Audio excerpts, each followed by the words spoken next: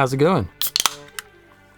So you guys excited? Y'all ready for some Nevermind tones? I certainly am. Lounge Act is a pretty cool song. I like it a lot because, I don't know, for me it just sounds like not a Nirvana song. It sounds like something else. And for whatever reason, I don't know why, but anytime I hear Lounge Act, I get the Blues Traveler Runaround song stuck in my head like 15 minutes after listening to it. Anytime I hear it, like every time. I don't know why there's a connection, but somehow there is. Alright, so for this song, I tested all of my guitars, the Jag, the Mustang, ended up going with the Strat, with the 59 neck humbucker in the bridge position. So basically the Vandalism Strat. I found that the Mustang actually sounded really close too, so you could kind of go either or. I don't think it's really important on the song. For once, it's really not that important. But yeah, I went with my Strat. Okay, so for recording Lounge Act, Butch Vig said this. We struggled a bit on this one. 5 or 6 takes. We changed a few of the fills. Kurt plays this to an AC30 and then added some bassman guitars when the guitars pick up. So yeah, the AC30. And for what I know about the recording sessions of Nevermind, Butch rented a bunch of shit and had it sent to the studio there at Sound City Studios where they recorded all this. So the AC30 would have been a vintage one, probably most likely from the 60s. And those had silver Alnico speakers in them, aka Bulldogs. I don't know why they call them Bulldogs, but yeah. So that would have been the way the AC30 was set up. One problem, I don't have an AC30. So I ended up doing the software route. I had to get online and actually find some impulse responses of the silver Alnico speakers. Long story short, just didn't work out. It didn't sound good. It had that classic like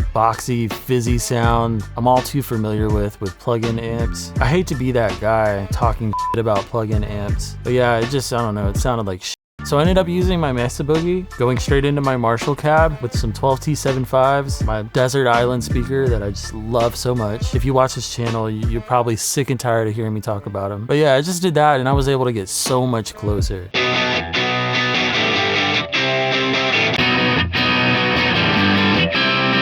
The plug-in amp doesn't like sound bad, it just, I don't know, it sounds weird to me. But what's really cool about the Mesa Boogie is it's so good at emulating so many amps. You got the whole subtractive EQ thing, just like you would on a Fender amp. And then you have this 5-band transistor EQ, which is super cool. So you're really able to get a lot of tones out of the Mesa Boogie. Oh yeah, and here's the settings I used for that.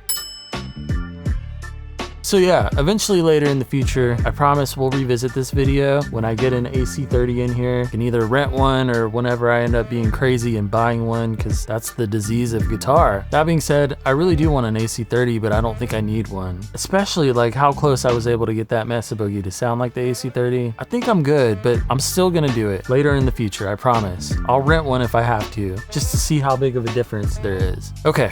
Alright, this feels good. This feels really good getting back to making these tone videos. Let me know in the comments what you guys want to hear next. I have a lot of requests written down already, so I gotta start getting back into In Utero, then we're gonna finish Nevermind. Simultaneously, we'll do those. I'll tell you this, I've been listening to a lot of Rammstein lately, and I'm already getting like really, really nerdy over their tone. I grew up listening to Rammstein. They're great, but I never like knew about guitar tone and stuff. I just thought like, oh, they sound fucking cool. Now, like being a guitar guy, now I'm really, really wanting to start exploring that. So yeah. All right, guys. Well, I really had fun doing this. I look forward to seeing y'all on the next one, and I'll see you later.